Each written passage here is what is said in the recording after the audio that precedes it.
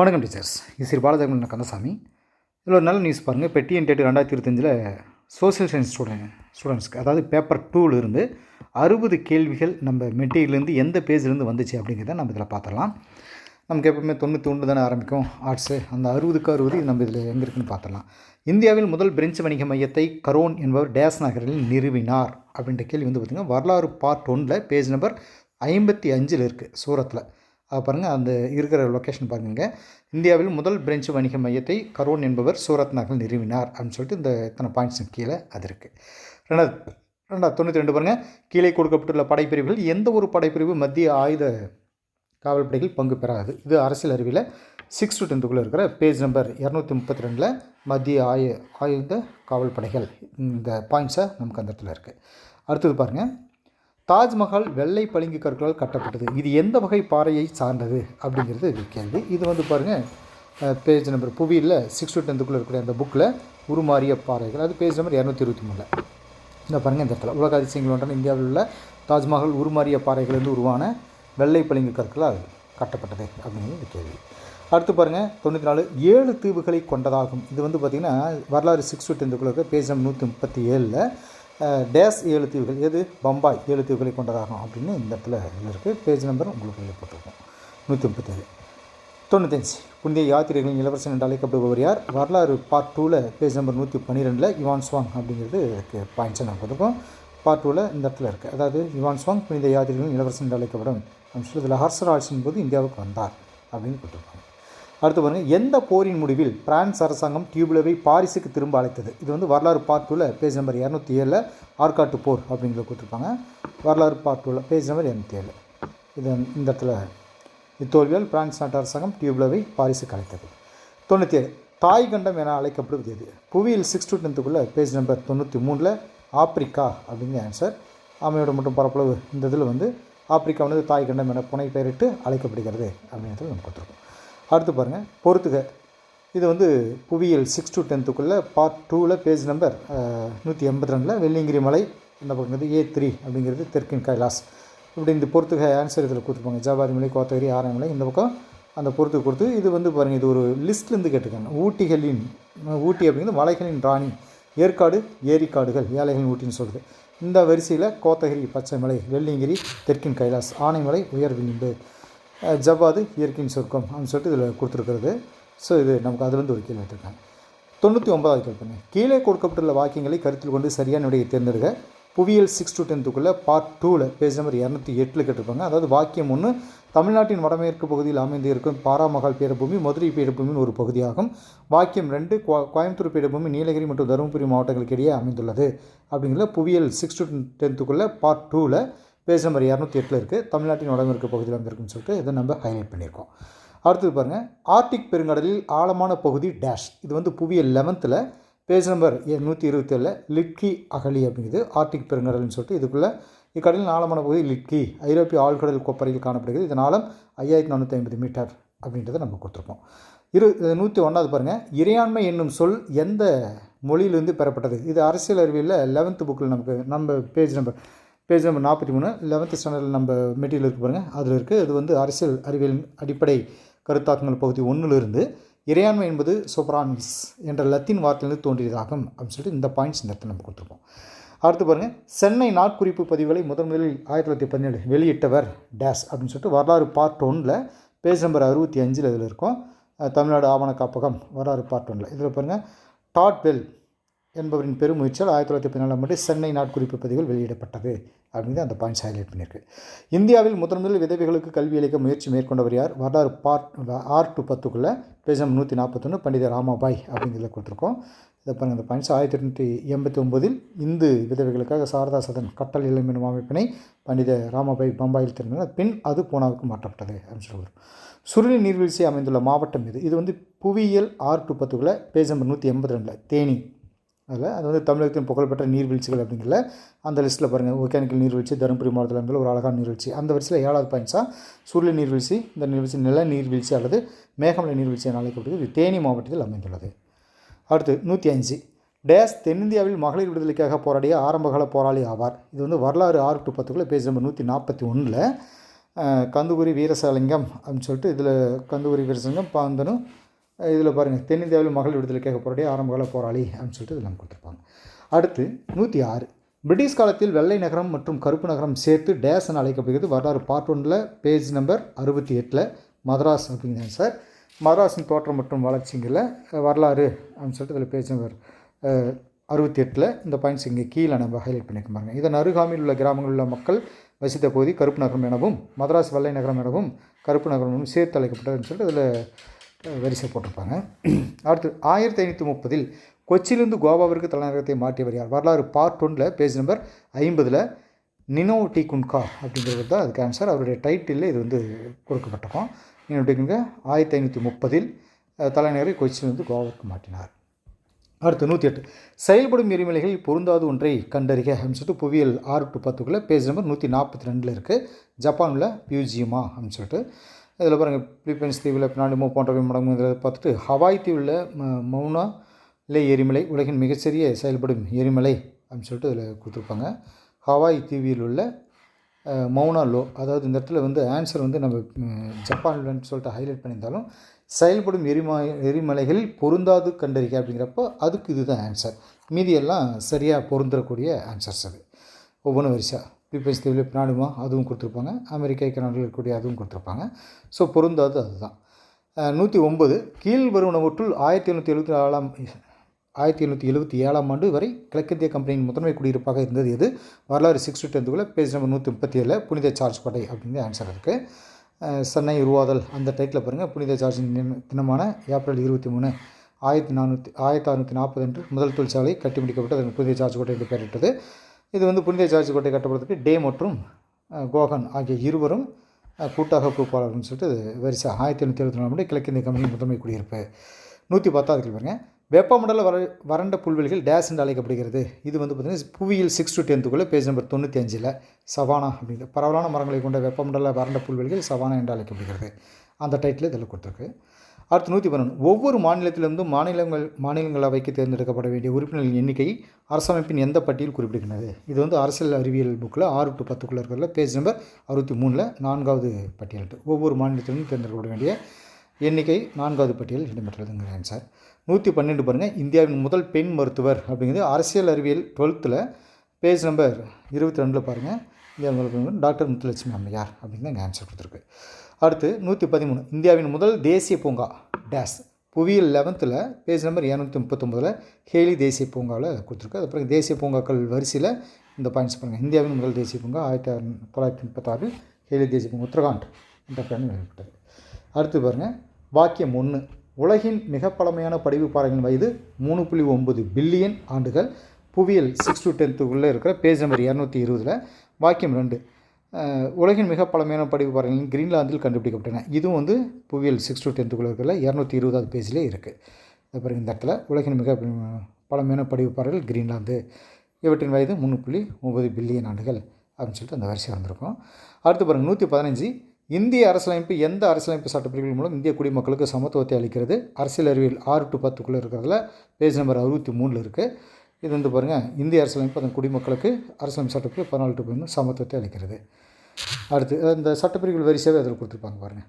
116 2 பெரிய நீர்நிலைகளை இணைக்கும் குறுகிய நீர்வழியாகும். அதாவது எது அப்படின்னா இந்த இடத்துல புவியியல் 6-10 பார்ட் 2 பேஜ் நம்பர் 291 நீர் சந்தி.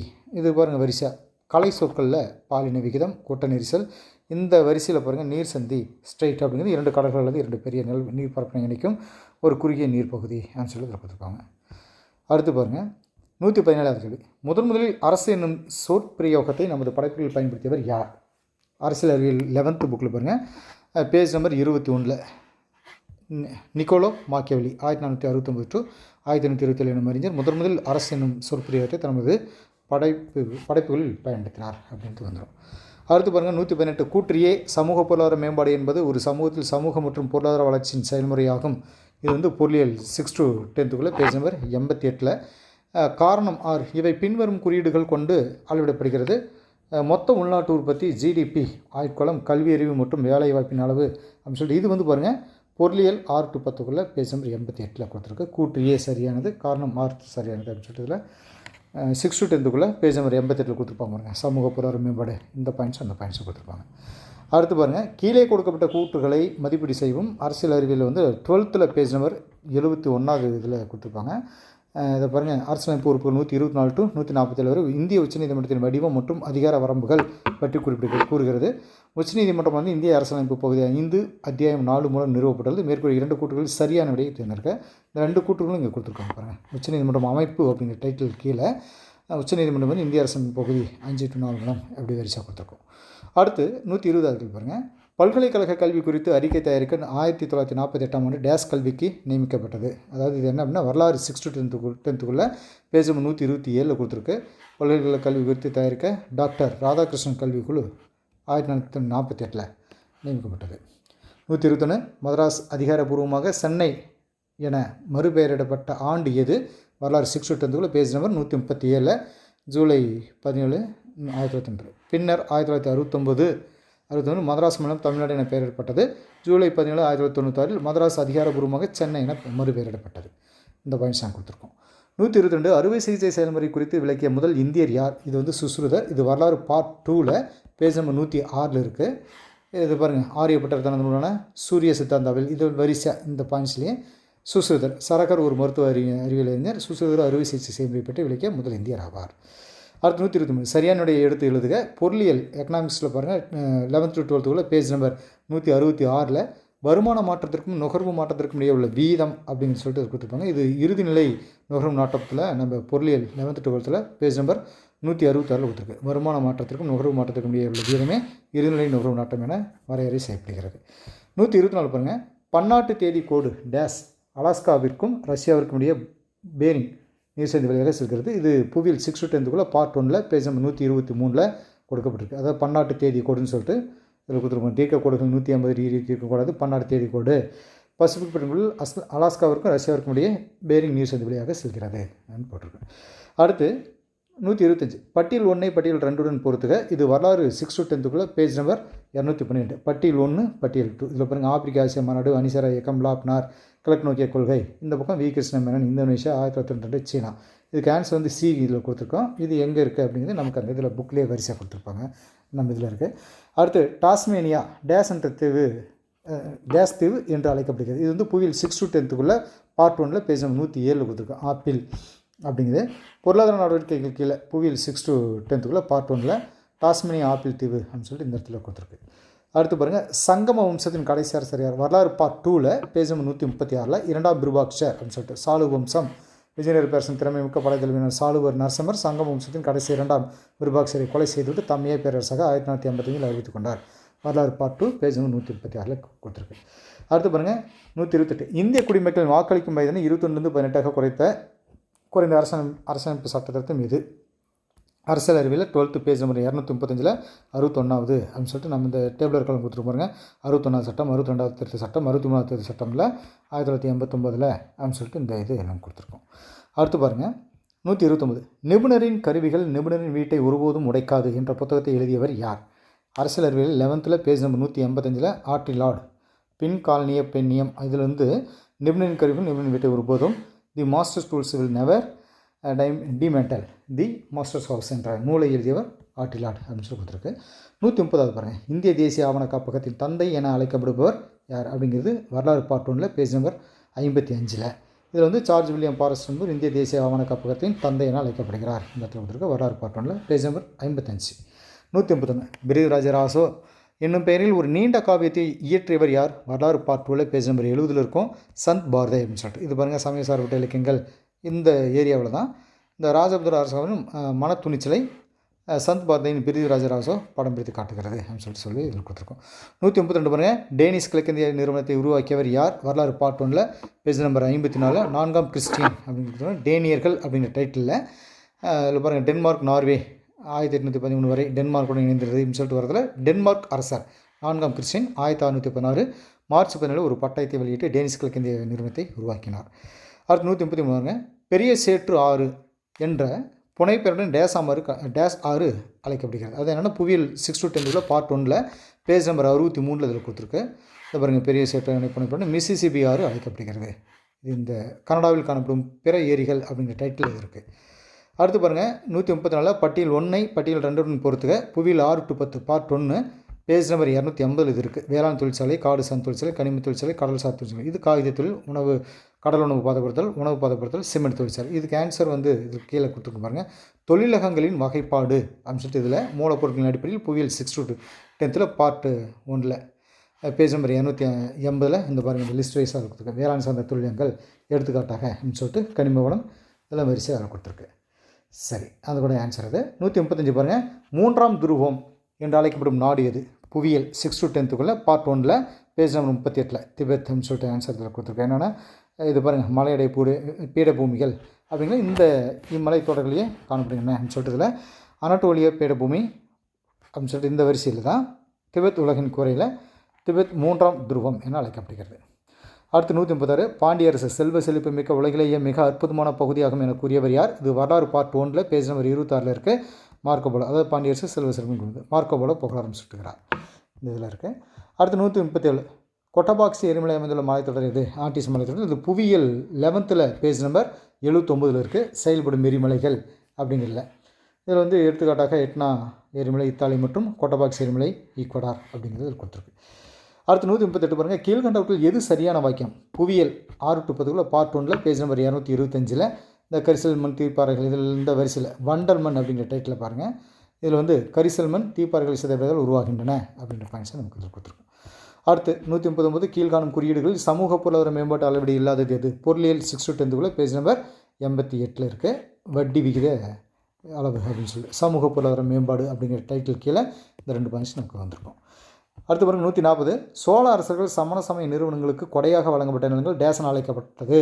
இது வரலாறு பார்ட் 2 பேஜ் நம்பர் 69 கொடுத்துருக்கு. பள்ளி சந்தம் அப்படிங்கிறது சோழ அரசர்களால் வழங்கப்பட்ட பல்வேறு நிலக்கொடைகள் சொல்லிட்டு இதில் பாருங்கள் பிரம்மதேயம், சாலபோகம், தேவதானம், பள்ளி சந்தம் அப்படிங்கிற இந்த இது வந்திருக்கு. 141 டேஸ் பனியாறு உலகின் மிகப்பெரிய பனியாறு ஆகும்? லாம்பட். புவியியல் 11 பேஜ் நம்பர் 103 இருக்குது பாருங்கள். நம்ம மெட்டீரியலில் இதில் தட்சிண பகுதி இதில் ஆப்ஷன் இதில் பாருங்கள் பனியாறு அப்படிங்கிற டைட்டில் இதில் கொடுத்துருக்கோம். மலைச்சரிவு வந்து மிகப்பெரிய அளவான இது உலகின் மிகப்பெரிய பனியாறு அண்டார்டிகாவில் லேம்பார்ட் பனியாறாகும். இது 96 கிலோமீட்டர் அகலமும் 435 கிலோமீட்டர் நீளமும் 2500 கிலோமீட்டர் ஆழமும் கொண்டது அப்படின்னு சொல்லி இதில் வரிசை கொடுத்துருக்கோம். இதில் பாருங்கள் 142வது கேள்வி. வட அமெரிக்காவில் வெப்பமண்டல மலைக்காடுகள் காணப்படும் பகுதி? இது வந்து புவியியல் 6 to 10 பார்ட் 1 பேஜ் நம்பர் 65 கொடுத்துருக்கோம். அதை பாருங்கள் வட அமெரிக்கா கண்டத்தில் காணப்படும் காடுகளின் வகைகள், தாவரங்கள் மற்றும் விலங்குகள் அப்படிங்கிற டைட்டில் இந்த டேபிளர் காலத்துக்கு கீழே 7வது பாயிண்ட்ஸ் வந்திருக்கு பாருங்கள்.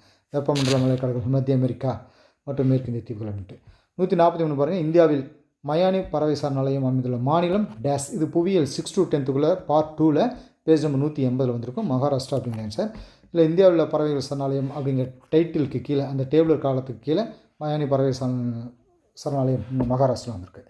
அடுத்து 144 சூரிய குடும்பத்தில் புதனை விட மிகப்பெரிய துணைக்கோள் எது அப்படிங்கிற கேள்விக்கு கனிமேடே அப்படின்னு சொல்லி புவியியல் 11 பேஜ் நம்பர் 32 கொடுத்துருக்கு. வியாழன் கோளுக்கு கீழே ஜூபிட்டருக்கு கீழே இந்த பாருங்கள் கனிமேடே அப்படிங்கிறது இன்னும் வியாழன் துணைக்கோள் தான் சூரிய குடும்பத்தில் மிகப்பெரிய துணைக்கோள் ஆகும். இது புதனை விட பெரிதாகும்.